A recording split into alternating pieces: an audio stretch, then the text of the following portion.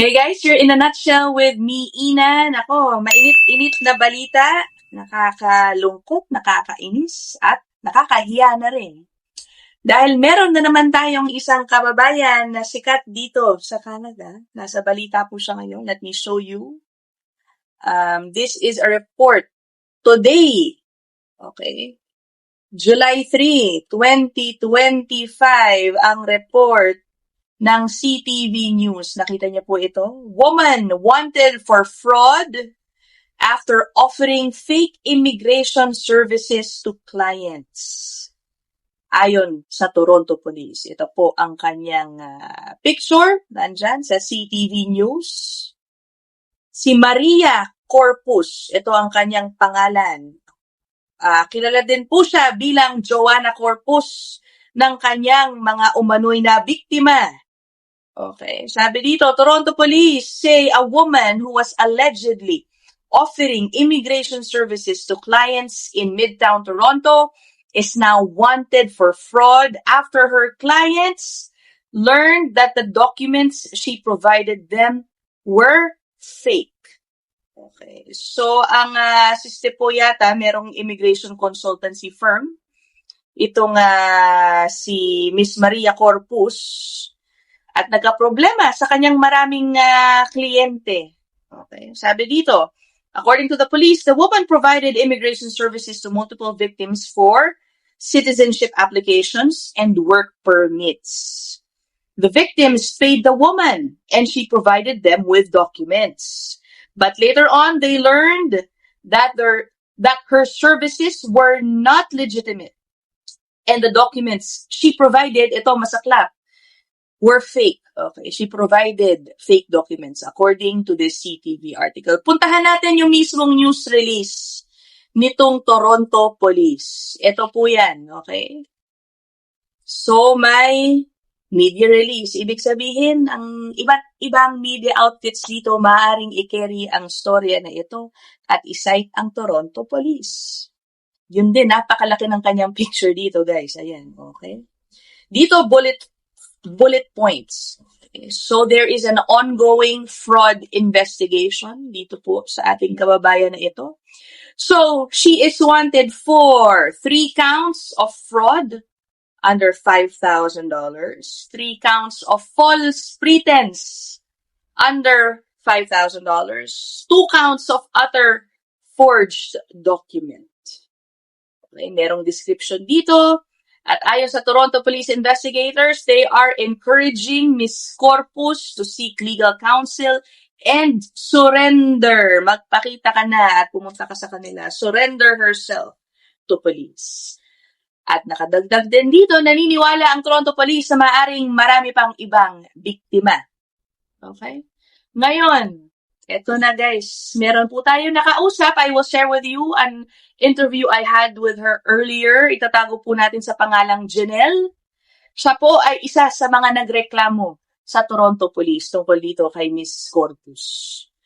Ang nangyari po pala, no, sabi niya marami po silang nabiktima umano noong caregiver program. Nagbukas po kasi ng applications of caregiver program noong May 31st, 2025. Tumagal lang yun ng 1 oras dahil sa dami ng aplikante.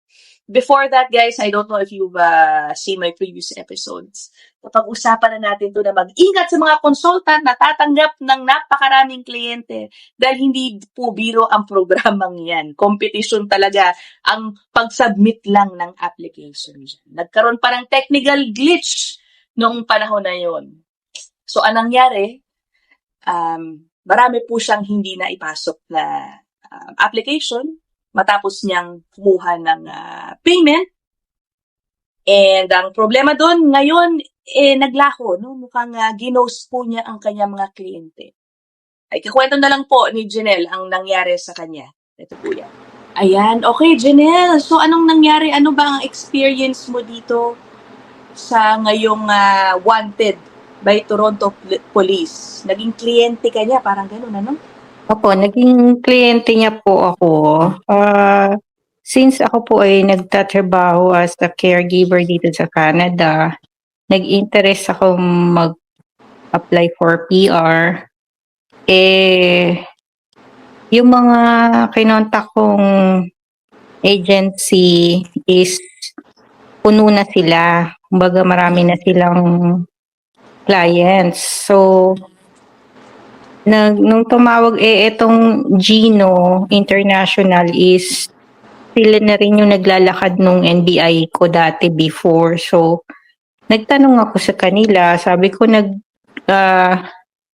nagpa-process po ba kayo ng PR? Sabi niya, oo, nagpa-process ako ng PR. So, pumunta ako doon sa office nila, dinala ko yung mga documents. Syempre, tiwala ka naman, di ba? Kasi dati ko naman na sila din kakilala. So, tapos pero bago ako nag-push through, nag-check muna ako sa website nila. Sabi ko, parang ang dami naman nila na natutulungan. Kasi marami naman na pinaka-post na PR na tulungan nila sa PR, work permit, LAMIA, citizenship, mga nakapost dun sa kanilang wall sa FB. So ako bilang, syempre magtitiwala ka naman din, nakita kong ganon. So okay naman, mukhang okay naman. So, tapos siningil niya na ako ng parang 2,000 plus yun, plus government fee. Hindi ko na maalala kung, basta 2,000 plus hindi ko na maalala kung how much yung butal, may butal eh. So, and then, sabi ko, then may binigay siya sa akin resibo. Sabi niya, iaayos na namin to ate. Sabi niya, pag nagbukas yung portal, ipapasok namin yung mga documents mo. Yeah. Sabi ko, tinatanong ko, ilan ba yung client mo? Sabi niya, konti lang kayo, ganyan. Sabi niya, okay. So okay, umalis ako. That is March 13 yun eh, March 13.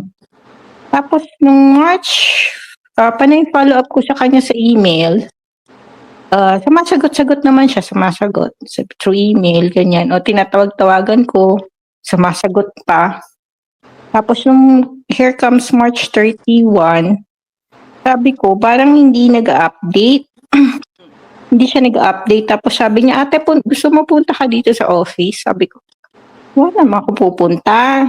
Kasi kung alam mo yung trabaho mo, hindi na kita kailangan punta. Hindi ba sabi ko sa sarili ko lang yun. Yung pala yung that time na yun, March 31st, without knowing, nagkakagulo na pala doon sa office niyan. Marami na palang pumunta doon na clients niyan na galit na galit. Bakit? Anong kinagalit? Gusto nilang makapasok doon sa doon sa link. Siyempre, lahat naman gusto nyo ma-submit yung mga applications nila. Ang kaso, isa lang yung na-submit niya.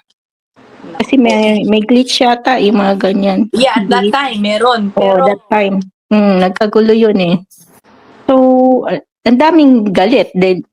Nandun sila sa sa office niya.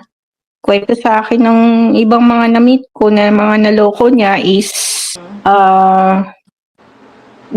andun daw sila morning until doon na yata sila natulog. Madaling araw na sila nakauwi. Tapos yung isa na nakausap ko is umuwi daw siya doon sa amo niya, umiiyak. Siyempre lahat sila masama ang loob. Kasi ako di ko naman alam yung nangyari. Hindi ako pumunta doon eh. Janelle, lahat kayo na nakita mo doon, nagka-problema doon sa caregiver program noong March 31. Yes. For the caregiver program. Opo, lahat po kami. Lahat po kami. Siyempre gusto po namin ma-process yung mga, yung ibang nakilala ko is, nag-iiyakan nga daw sila umuwi, masama loob nila kasi no March 31st hindi na i-submit yung application nila. So here comes, sabi ko, bakit ako naman nagtataka, bakit hindi nag-update?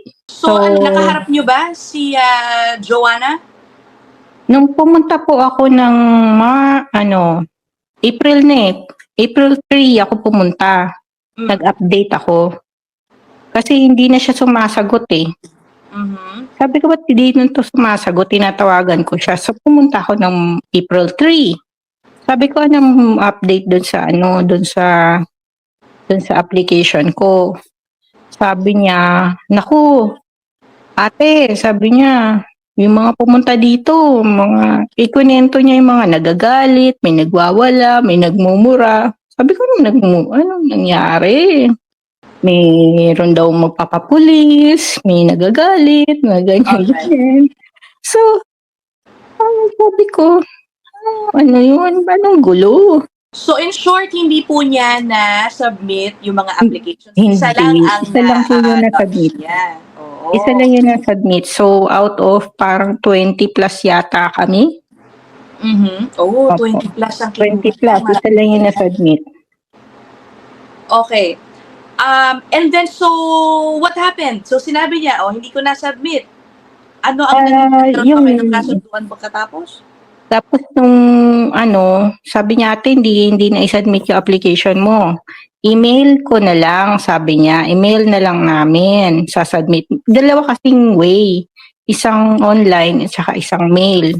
Yeah. So, okay, alternative way for sending the application sa IRCC. So, sabi ko, okay. Tapos tinawagan niya si attorney. Ayoko na sabihin yung pangalan. May attorney siyang katrabaho. Yun ang sinasabi. Kamag-anak. So, tinawagan niya attorney na kasi yung pwedeng mag-process ng mga ganyan dokumento is RCIC, legitimate na RCIC at saka mga abogado. Siya ba? Okay. Hindi siya RCIC, si Miss Joanna? Yun nga. Meron sila dating license. Parang na-revoke na po yun. Sinabi lang po sa amin, nalaman namin na na-revoke na yung kanilang lisensya nung abogado na nilapitan namin kasi nag-file na kami ng complaint sa abogado. Oo. So, itong abogado na to nagsabi sa amin na yun nga, na-revoke. Na-revoke na yung lisensya nila. Dahil din sa ganong gawain nila. Matagal na pala nilang gawain yun. So, wow. Sabi ko, wow. Kasi sabi ko, wow, hindi ko naman alam kasi, syempre, diba? Well, so, here comes, pumunta ako nung April 3. So, tinawagan niya yung attorney kamag-anak niya. Sabi niya, attorney, mag-refund na ba tayo? Sabi niya. O sabi nung attorney, email na lang. So, email na lang. Dapat magre-refund na sana. Ang kaso, sabi nung abogado, is, yung kamag-anak niya abogado is, mag-refund na lang. So, yun. Mag-mail na lang, sorry. Mag-mail na lang. So, nung application, i-mail nyo. Okay. So, meron daw mga nakapilang mga i-mail na nila, nakalagay na sa FedEx na envelope. Binigyan niya ako ng unang FedEx na resibo bago ko umuwi. Tapos kinabukasan, tumawag siya sa akin. Kasi sabi ko, bakit hindi ko tumatrack? Walang may tracking number pero hindi ko siya matrack. Parang wala. Parang hindi niya na-send. Tapos tumawag siya kinabukasan. Sabi niya, ate, nandito na ako sa FedEx. I-send ko yung application mo. So ako naman tuwan-tuwa. Sabi niya, manghihingi sana ako ng $96 para payment doon sa pagsisend. Sinarge niya sa akin yung pagsisend. Tapos binigyan niya na naman ako ng another FedEx na number. Number.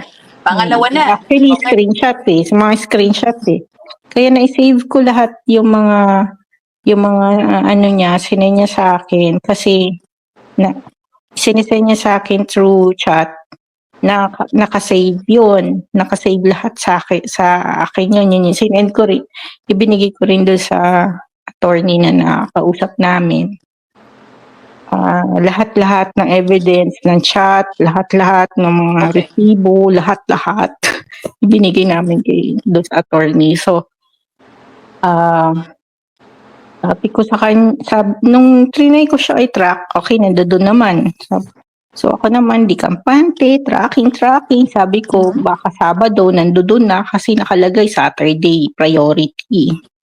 So panay pa rin ang track ko, bakit nandoon pa rin siya doon sa location na yon, doon sa mismong FedEx office. Okay. For a week yata yun, taka na ako. Week, 2 weeks, ganyan, dumaan yung mga araw, 1 week, 2 weeks, bakit nandoon pa rin? Sabi ko, taka na ako. So, tinawagan ko yung FedEx.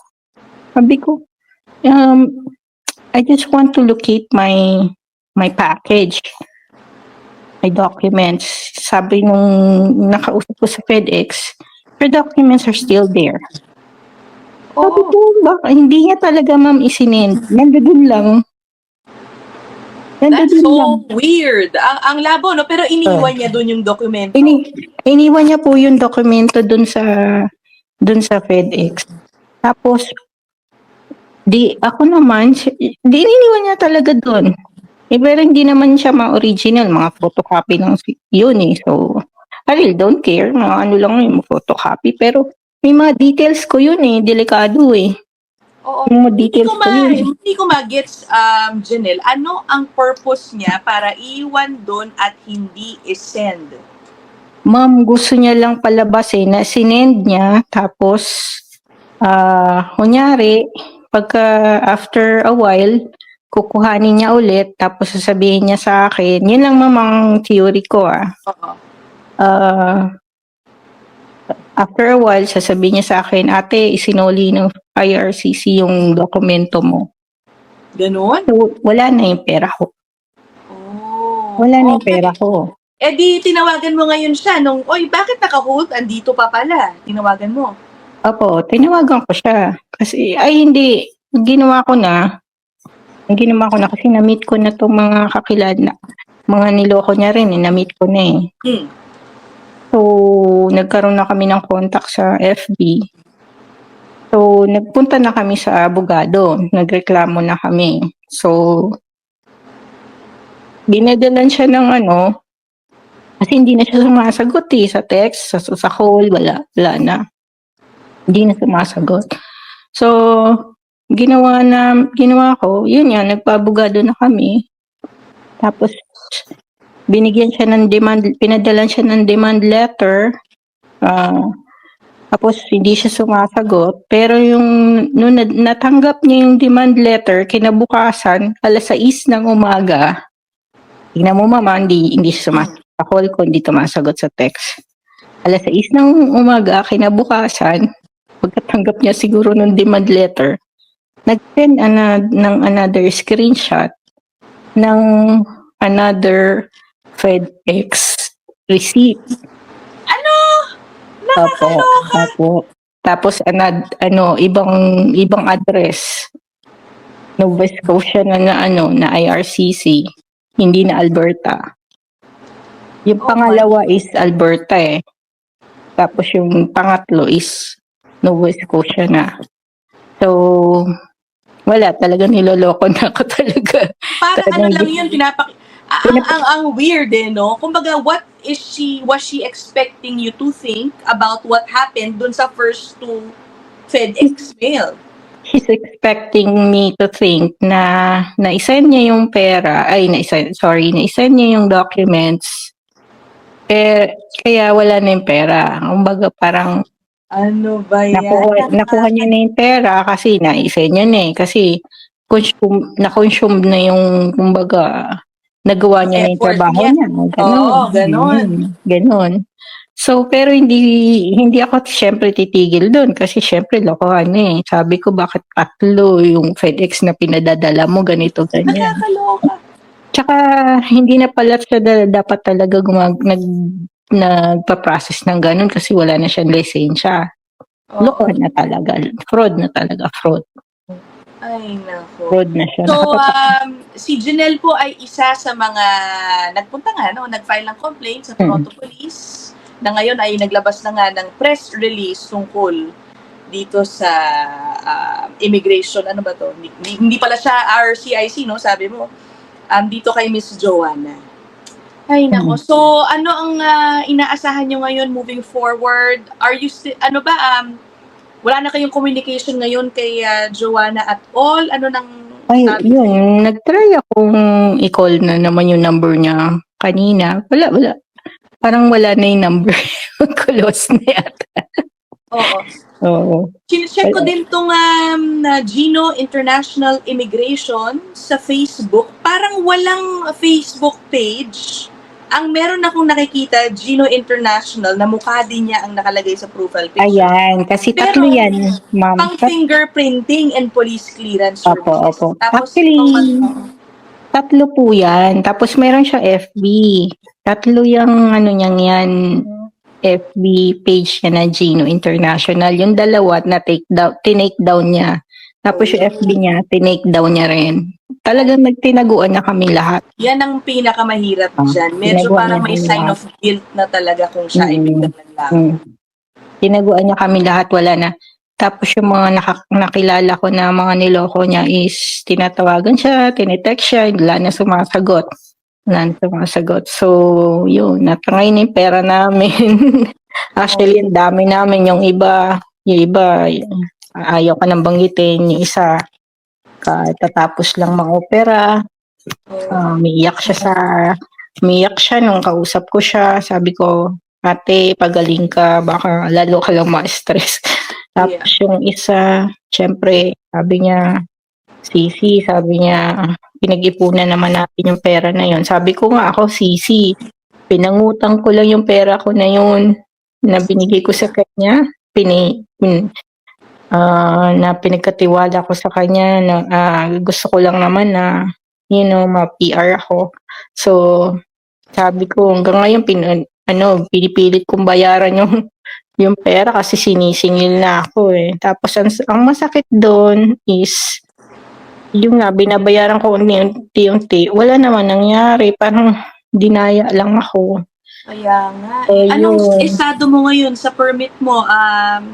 Ongoing pa naman siya. Ongoing pa siya. Hindi ko nga masabi dito sa laga ko kasi syempre baka ma-stress yung matanda. So, yun, i-extend na lang yung plano niya. Hindi ko sinabi ko na lang na hindi ko na ipasok yung documents ko. Sabi niya, i-extend na lang niya yung parang kontrata ko. Yung Lamia at work permit. Ulit, ganun. I assume you will try to get into the program next year sa 2026. 2026. Yan, pinagpe-pray ko nga. Sabi ko, ano ba nangyari sa atin? Sabi nga nung isang nakilala ko, ano ba yung nangyari sa atin, Sisi? Sana naman mayroong magandang resulta to sa atin. Sabi ko. Kasi lahat kami, puro yung syempre painful sa amin eh. Oo naman. Painful. Yung isa pa nga, ang nilalakad niya is citizenship ng mga anak niya. So, yun. Okay. Janelle, thank you so much. Shinare mo ang iyong story. Ay, opo. Maraming salamat. Sa totoo lang guys, I'll be transparent sa ating viewers. Noon pa, bago pa po lumabas itong galing sa Toronto Police, itong balita today, nag-email na po sa akin si Janelle a while back. At humingi ako ng pasensya sa'yo, Janelle, dahil hindi ako agad naka-reply sa'yo. No? Ay, okay lang po yun. Okay lang. Problema. So, ayun guys, ang saklap. Miss Corpus, if you are watching, you are free to send me a message and you are free to use this platform kung meron ka pong gustong sabihin o ipaliwanag ang inyong side. Actually guys, nakausap ko ang ating suking si Miss G, si Miss Geraldine Vallarayil ng CHP Immigration. Siya po ang aking go-to consultant RCIC pag pinag-uusapan po itong caregiver program. And talagang sabi niya, no, sa caregiver program, ang daming maaaring maloko. Okay, kaya mag-iingat po lagi tuwing nagbubukas ng caregiver program dahil maraming naniniwala sa mga pangako, no? Maraming naniniwala sa mga pangako. Sige, I will share with you this soundbite from Miss G. Kumbaga na-victim siya during the caregiver program noong March 31st. Kumbaga hindi napasok yung kanyang application. Finollow up niya, sinabi na i-FedEx daw ang kanyang application, then nagkagulo-gulo na, nakatatlong FedEx, until naglaho na yata, ginost na siya nung consultant. Is this something that maybe you've heard about, not just with this specific consultant, but other consultants nung panahon na yun sa caregiver program?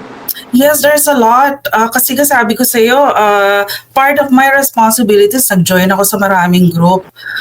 So silent reader lang ako pala. So nakikita ko yung mga experience ng marami na talagang kumuha ng application. Meron nga sa akin noon, until this time, from BC yun tinulungan daw siya ng consultant nung time na, di ba, nakakagulo na, mga hindi makapasok. Nakatulog? Oo, feeling niya raw kasi nagme-message ko, hindi na siya sinasagot. So, okay, tinulugan kasi nasa Pilipinas ako dati. So, Oo, nasa Pilipinas din daw yung consultant niya. So sabi niya, naku ma'am, tinulugan na ako ng consultant ko, hindi na talagang hindi na nga sumasagot. Oo nga eh. Ang masakap din, Miss G, ano po magagawa nila kung, let's say, a consultant accepted the money already, tapos hindi na pasok yung application. Pag ganun ba, i-refund ba yun? Or does the consultant have a right to keep the money? Paano ba yun pag ganun? Oo, depende yan sa service agreement nila. Oo, ano yung nakalagay sa service agreement nila. So in my practice, for transparency, ko sa akin kasi wala naman naging problema na ipasok ko naman lahat. Pero in my case, kung titingnan ko kasi yun, okay, meron ako aplikante, sabi ko, so last 3 days or a day before ng intake, biglang hindi pala qualified. So nagbayad na ng government fees, nagbayad na rin ng full retainer fee. Inano ko yun, kasi phases, hindi ako naniningil ng buo. Installment ang singil ko. So yung yun, inirefund ko yung part. Hindi full, pero part kasi marami na kaming natrabaho dun sa application Yeah. Basahin nila yung retainer agreement talaga kung ano yung payment schedule and terms. So that's it. Sana meron kayong nakapulutan. Yun lang naman po ang ating episode. Good luck, no? Naku, sana may hustisyang makamit yung ating mga kababayan. Mas mahirap dahil talagang she is MIA, Miss Corpus. Wala siyang paliwanag. We'll see what will come out of this investigation by the Toronto Police. But I will end this episode here for now. I'll see you guys in the next one. Bye!